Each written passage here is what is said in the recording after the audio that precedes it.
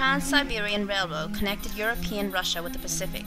It stimulated the expansion of Russia's iron and coal sectors in addition to increasing the exportation of grain to the west. It made moving larger quantities of heavy material over a long distance in a shorter time much easier than it had been before. Because of the Trans-Siberian Railroad, Russia's economy bloomed, making Russia one of the most important countries of its time. However, Russia's economic position did not keep pace with its diplomatic aspirations. Russia fell behind to the West in technology and trade. Russia tried to get an advantage to the Western markets using grain.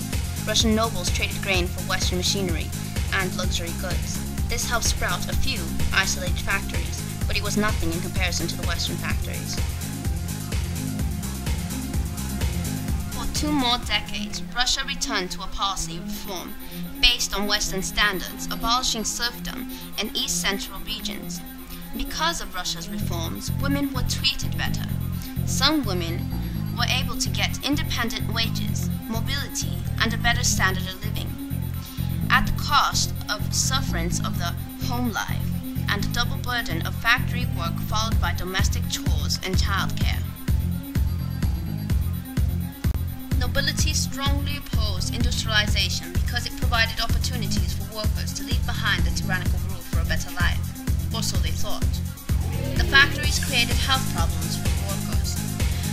The dust-producing flax-spinning mills and the iron factory CO2 emissions, in combination with the poor working conditions, made workers have respiratory diseases, workplace injuries, and other health conditions.